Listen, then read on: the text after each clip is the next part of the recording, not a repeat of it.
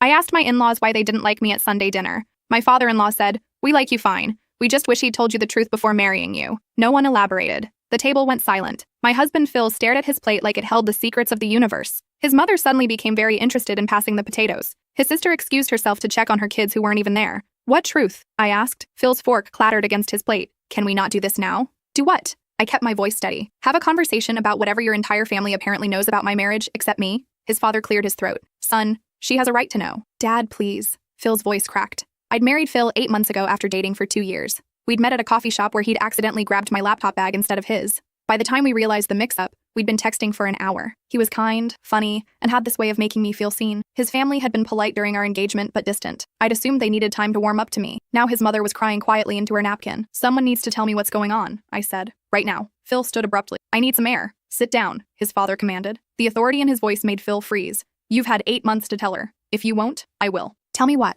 My hands were shaking. His mother whispered, "Philip, please." Phil sank back into his chair. He looked at me with eyes that were apologetic and terrified. "There's someone else." The words didn't make sense at first. "What do you mean, someone else?" "Her name is Violet," his sister said from the doorway. "She'd come back. They've been together for 6 years. 6 years. We'd only been together for 2. That's not—" I started, but Phil's face told me everything. The color had drained completely. He wasn't denying it. "She lives in Portland," his mother added, still crying. "We've met her many times. She's lovely." The room tilted slightly. "I don't understand. Why would you marry me if—" "Violet can't have children," Phil's father said bluntly. "She had cancer when she was younger. The treatments left her infertile." I felt sick. "So you married me to give him a family," his mother finished. "We thought you knew. We thought it was some kind of arrangement you'd agreed to." That's when I noticed my mother-in-law's eyes weren't just sad. They were pitying. They'd all believed I'd knowingly signed up to be a surrogate wife, a womb with a marriage license. "Does she know about me?" I whispered. Phil finally spoke. "Yes." "Does she know you married me?" Silence. "Philip," his father pressed. "She thinks I'm helping you with immigration," Phil said quietly. "She thinks it's temporary." I stood so fast my chair fell backward.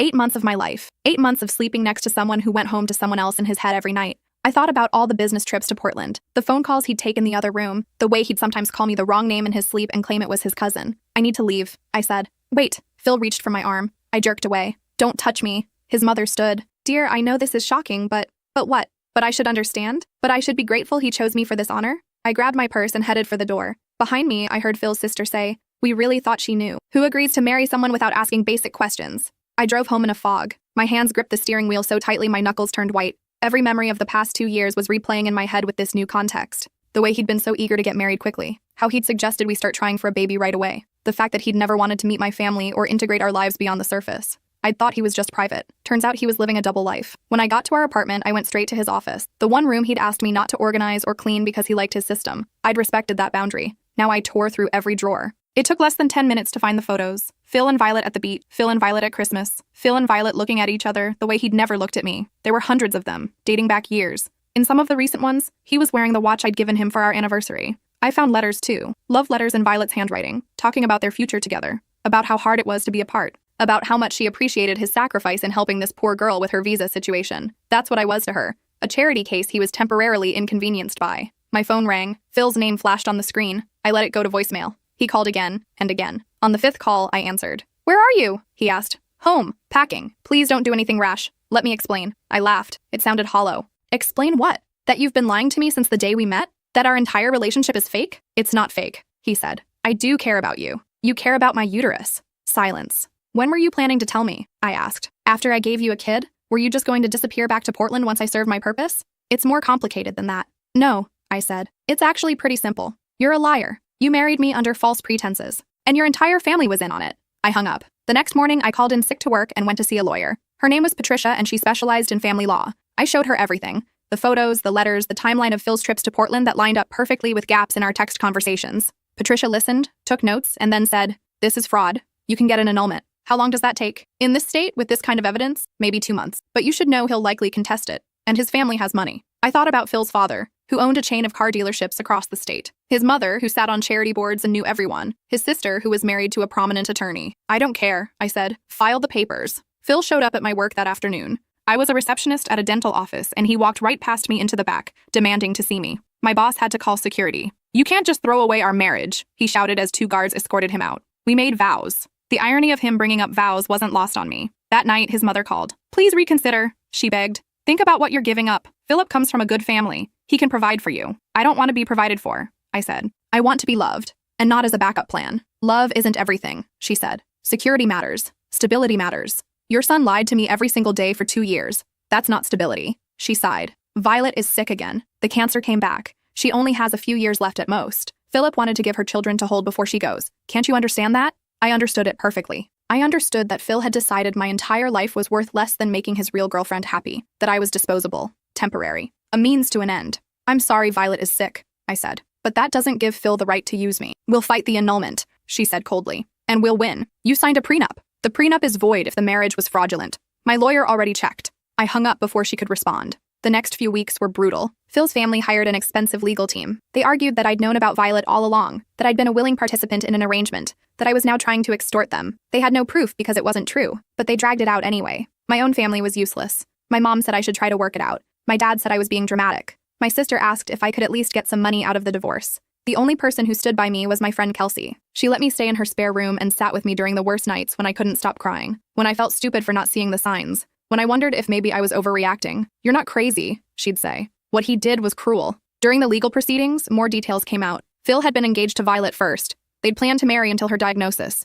When she couldn't have children, they'd decided together that he would find someone else to have his kids with, someone expendable. They'd specifically targeted me because I was alone. No close family, few friends, new to the city, someone who wouldn't be missed if things went wrong. Patricia showed me the emails between Phil and Violet where they discussed potential candidates. There were 4 other women before me, women he'd dated briefly, evaluated, and discarded for various reasons. Too clingy, too ambitious, asked too many questions. I'd been perfect because I was trusting, because I'd been so grateful that someone like him wanted me. The annulment took 4 months instead of 2. Phil's lawyers fought every step. They subpoenaed my text messages, my social media, my work emails, looking for anything that proved I'd known about Violet. They found nothing because there was nothing to find. Finally, the judge ruled in my favor. The marriage was annulled. Legally, it never existed. I walked out of the courthouse and Phil was waiting on the steps. I'm sorry, he said. I never meant to hurt you. Yes, you did, I replied. You just didn't think I'd find out. Violet wants to meet you, to apologize. I stared at him. You're joking. She feels terrible about how this happened. She thinks if you two could just talk. No, please. She's dying. That's not my problem, I said. You both made your choices.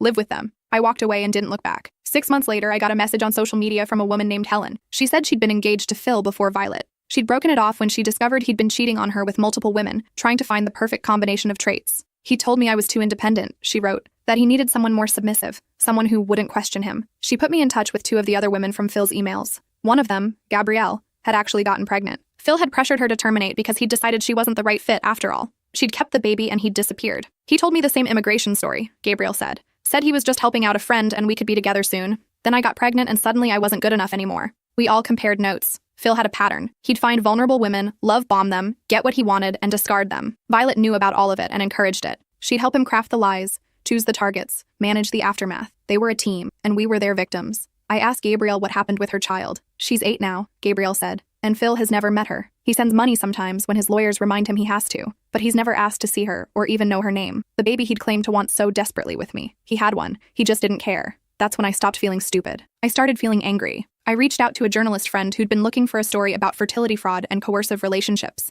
I gave her everything, the emails, the legal documents, the testimony from the other women. The article ran in a major newspaper 8 months after my annulment. It didn't use Phil's full name for legal reasons, but everyone who knew him recognized the details. His family's reputation took a hit. His father's business suffered. His sister's husband quietly asked for a transfer to another state. Phil sent me one final email. You destroyed my life, it said. I hope you're happy. I didn't respond, but I was happy. Not because I'd hurt him, but because I'd survived him. I moved to a different city, got a better job, started therapy to work through the trust issues, made new friends who actually cared about me. A year later, I got a call from a number I didn't recognize. This is Violet, the voice said. I almost hung up. Please don't, she said quickly. I need to tell you something. Against my better judgment, I stayed on the line. I'm calling to tell you that you were right, she said. About everything. What we did to you was unforgivable. Why are you telling me this now? Because I'm dying, and I can't die without acknowledging what I did. I waited. Phil told me you'd never find out, she continued, that you were too naive, too trusting. He said it would be easy, and you believed him. I wanted to believe him. I was desperate. I'm still desperate.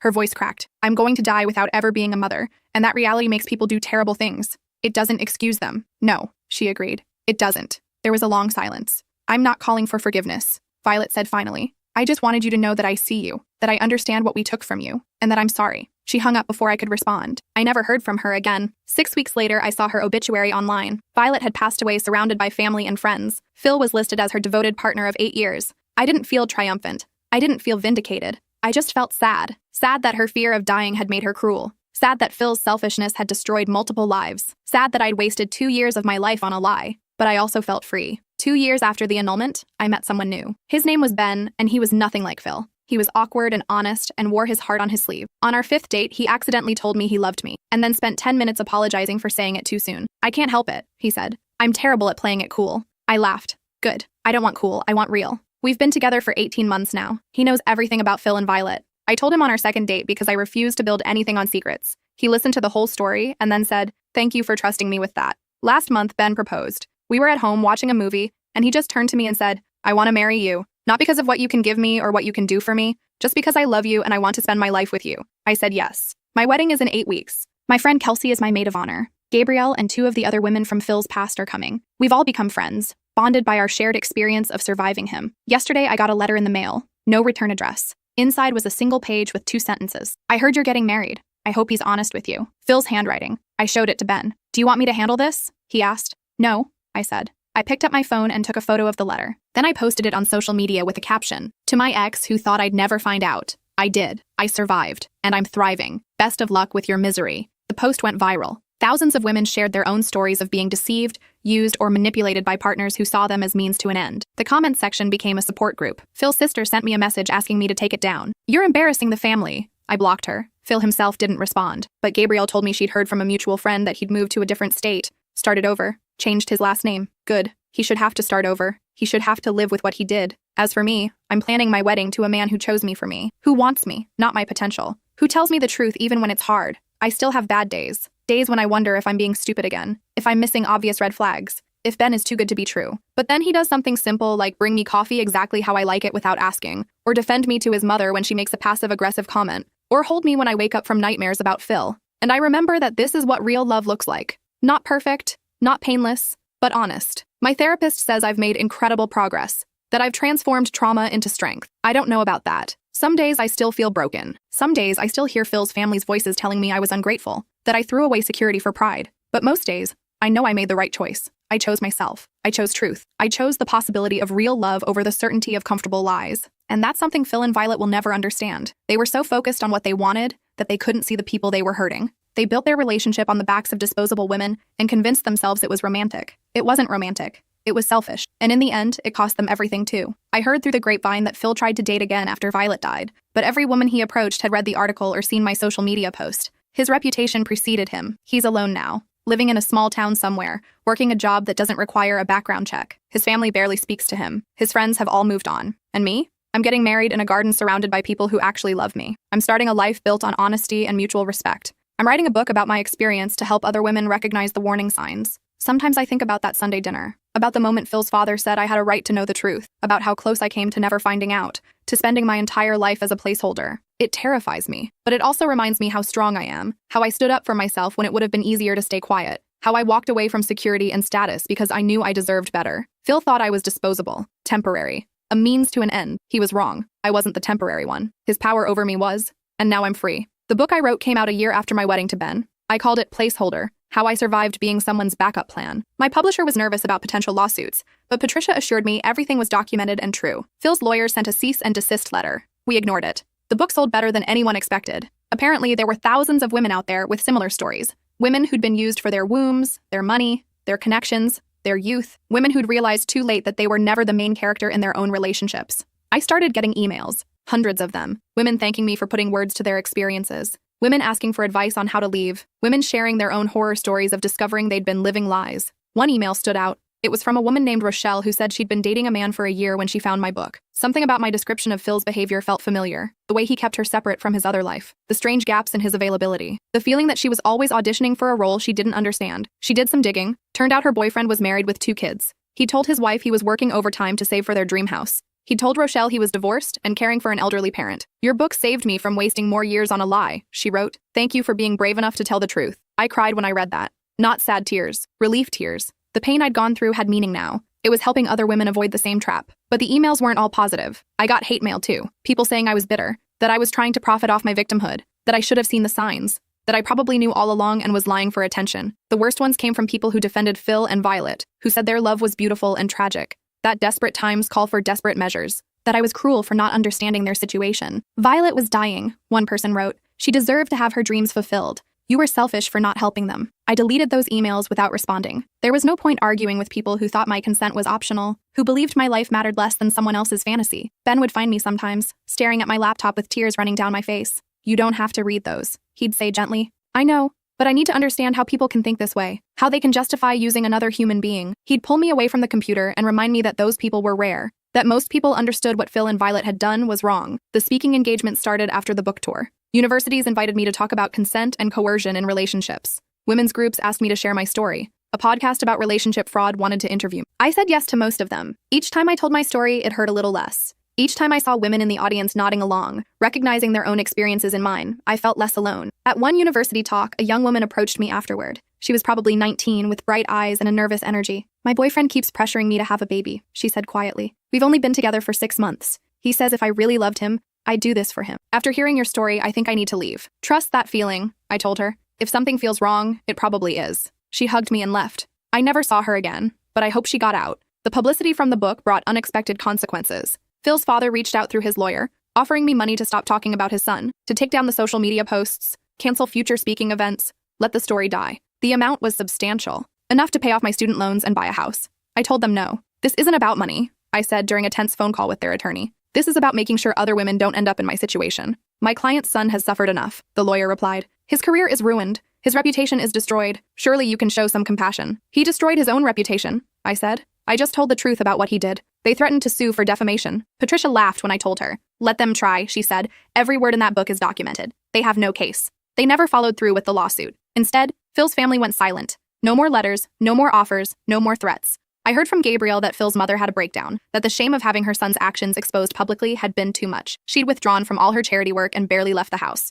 Part of me felt guilty about that. She'd been complicit, yes, but she was also a mother protecting her son, even if her son didn't deserve protection. But the larger part of me remembered how she'd looked at me that night at dinner, with pity, with the assumption that I was lesser, that I should be grateful for the crumbs of attention her son had thrown my way. No, I wouldn't feel guilty for her shame. She'd earned it. Ben and I settled into married life. We bought a small house with a garden, adopted a dog named Biscuit, who'd been abandoned at a shelter, built a life that was quiet and honest and ours. On our first anniversary, Ben surprised me with a photo album. It was filled with pictures from our relationship. Our awkward first date where he'd spilled coffee on his shirt. The weekend we'd gone hiking and got hopelessly lost. The moment he'd proposed, captured by a friend who'd been hiding nearby. I wanted you to have proof, he said. Proof that this is real, that we're real. I cried. Happy tears this time. I know you still worry sometimes, he continued, that you're waiting for the other shoe to drop. But there is no other shoe. This is it. This is our life. He was right. I did still worry. Every time he worked late, a small voice wondered if he was really at the office. Every time his phone rang and he stepped out of the room, I had to fight the urge to follow him. Therapy helped.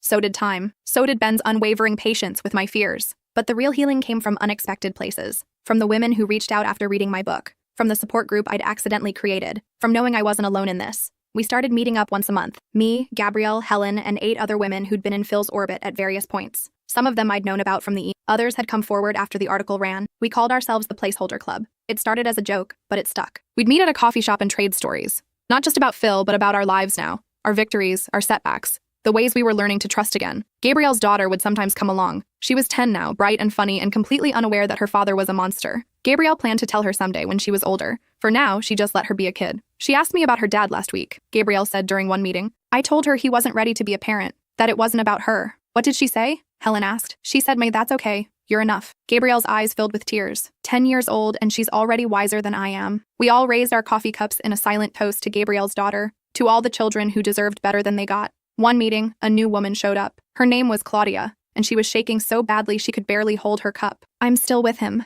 she whispered. "I found out 2 weeks ago that he's been lying about everything, but I haven't left yet. I don't know how." We all recognized that terror, that paralysis, that voice that says, maybe you're overreacting, maybe you're wrong, maybe you should give him another chance. You leave one step at a time, Helen said gently. First, you tell someone. You just did that. Next, you make a plan. We'll help you. And we did. We helped Claudia find a lawyer, helped her move out while her partner was at work, helped her block his number when he started calling nonstop, helped her remember that she deserved better. 6 months later, Claudia brought homemade cookies to our meeting. "I got a promotion," she announced, "and I'm dating someone new, someone who doesn't lie." We celebrated like she'd won the lottery, because in a way she had. Not everyone was so lucky. One of the women in our group, Francine, went back to her partner. He'd promised to change, promised to go to therapy, promised it would be different. It wasn't different. It was worse. He became controlling, paranoid that she'd leave again, started monitoring her phone, her computer, her conversations with friends. When Francine stopped coming to meetings, we knew why. We tried reaching out, but she'd blocked all of us. We can't save everyone, Gabrielle said sadly. Some people aren't ready to leave. It was a hard lesson to accept. That sometimes the best you could do was keep the door open, keep letting them know they had somewhere to go when they were ready. My book's success led to opportunities I'd never imagined. A production company wanted to option it for a limited series. A university offered me a position teaching a course on relationship dynamics and consent. A major women's magazine asked me to write a monthly column about dating and red flags. I said yes to all of it. Each opportunity was another chance to reach women who needed to hear that they deserved honesty, that they weren't crazy for expecting the truth, that walking away from a lie wasn't giving up, it was choosing themselves. The TV show aired 2 years after my wedding. They changed the names and some details, but the core story was mine. Watching an actress portray my life felt surreal. Watching millions of people witness my humiliation felt exposing. But then the reviews came out. Critics called it important, necessary. A wake-up call about how easily people can be manipulated by those they trust. The actress who played me won an award. In her acceptance speech, she thanked me for my bravery in sharing my story. "This isn't just one woman's experience," she said. "This is happening every day to countless women who are told they should be grateful for crumbs. We need to do better." The standing ovation that followed made me cry. Phil tried to sue the production company, claimed the show defamed him. The lawsuit was thrown out immediately. Everything in the show was provably true. He gave an interview after that to some men's rights podcast that painted him as the victim. He claimed I'd trapped him, that I'd known about Violet all along, and was now trying to profit off playing the victim. That women like me ruined good men's lives with false accusations.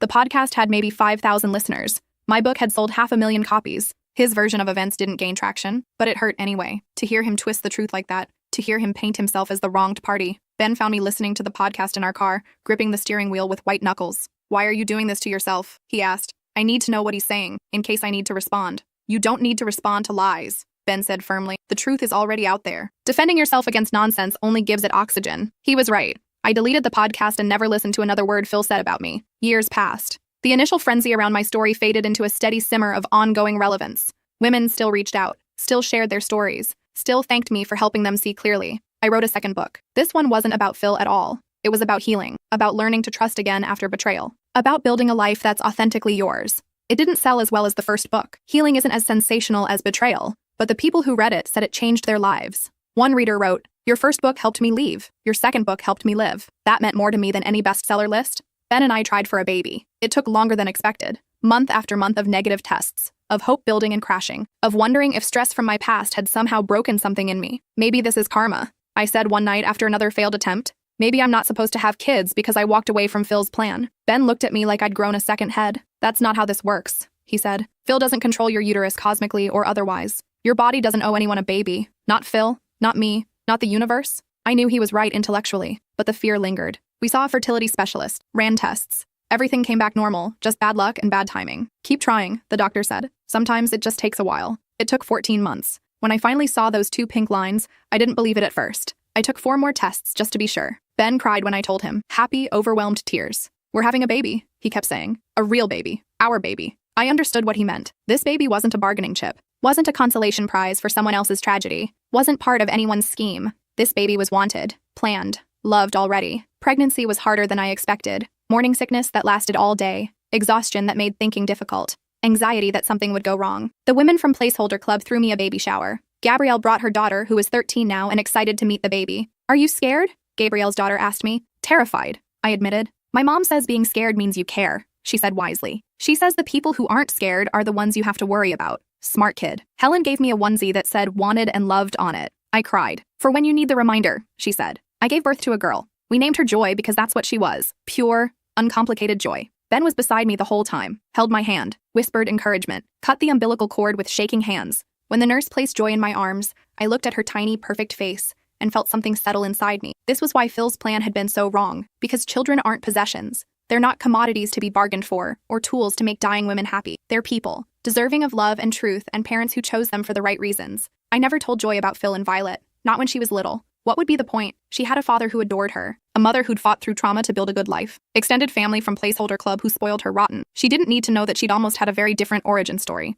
that her very existence had been designed by someone else for someone else's benefit. Joy was 6 when she came home from school asking about where babies come from. I told her the biological facts. Then she asked why some kids don't have daddies, or why some kids have 2 mommies. "Families come in all shapes," I said carefully. "The important thing is that the people in them love each other and tell the truth." "Did you always tell the truth, Mommy?" The question stopped me. "I try to," I said. "But someone once lied to me in a really big way. And it taught me how important honesty is. What did they lie about? I thought about how to answer, how much to share. Ben and I had agreed to tell her the truth someday, but 6 felt too young. They lied about who they were and what they wanted, I said, and it hurt a lot of people. Did they say sorry? One of them did, eventually. Joy thought about this. Did you forgive them? I'd never asked myself that question. Did I forgive Violet? Did I forgive Phil? I moved on from them, I said finally, which is sometimes more important than forgiving. She seemed satisfied with that answer, ran off to play with her toys. But the question stayed with me. Had I forgiven them? Could I? Violet was dead, had been for years. Her apology had been genuine, I thought, born of remorse and the clarity that comes when facing the end. But Phil was still alive, still out there somewhere, still telling his version of the story where he was the victim. I didn't owe him forgiveness. I didn't owe him anything, but I also didn't want to carry anger for the rest of my life. Didn't want Joy to grow up in a house haunted by my bitterness.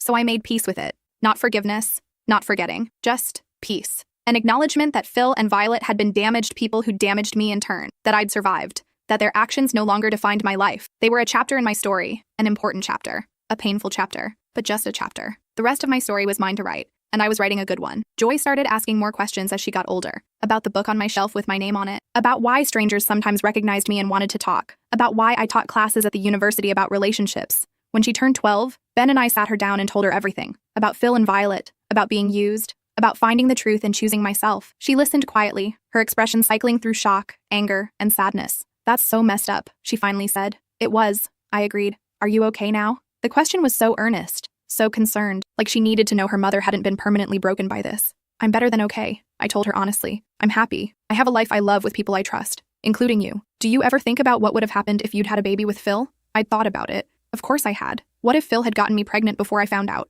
Would I have stayed? Would I have raised his child knowing it was meant for someone else? Sometimes, I said. But then I remember that if that had happened, I wouldn't have you. And I can't imagine anything better than having you. She hugged me tight. I'm glad that guy was a jerk. Otherwise, I wouldn't exist. Leave it to a 12-year-old to find the silver lining in trauma. The Placeholder Club still meets monthly. Some of the original members have moved away or moved on with their lives. New women cycle in and out as they need support. Gabrielle's daughter is in college now, studying social work. She wants to help other children of complicated situations. Gabrielle couldn't be prouder. Helen got married to a woman named Simone. Their wedding was beautiful. No secrets, no lies, just 2 people who'd both been hurt choosing to trust again. Francine eventually left her abusive partner. It took her 4 years and 2 failed attempts, but she made it out. She's one of our most vocal members now, helping newer women understand that leaving is a process, not an event. We celebrated 20 years since Phil's confession last month, 20 years since that awful Sunday dinner that changed everything. The women threw me a party, called it a freedom anniversary. 20 years of choosing yourself, Gabrielle toasted. 20 years of refusing to be anyone's backup plan. I looked around the room at these women, my friends, my family,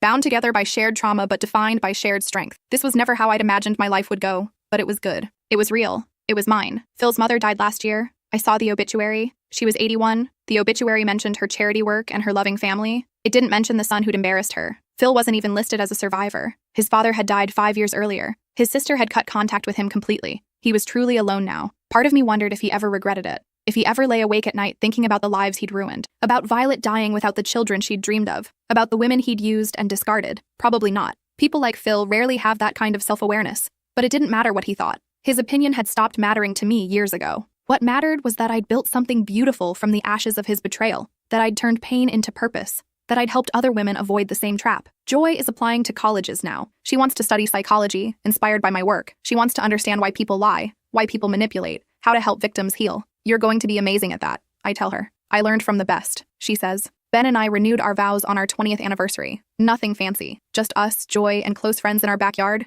We wrote our own vows this time. Ben promised to always tell me the truth, even when it's hard. I promised to trust him, even when old fears whisper. To 20 more years, Ben said, kissing me. To however many we get, I replied, as long as they're honest. That night, I took out the letter Phil had sent all those years ago, the one asking if Ben was honest with me. I'd kept it, though I wasn't sure why. I read it one last time, then I tore it into pieces and threw it away. I didn't need that reminder anymore. Didn't need to hold on to proof of Phil's bitterness. Didn't need to carry any piece of him forward. I was free, truly completely free. And it felt like coming home.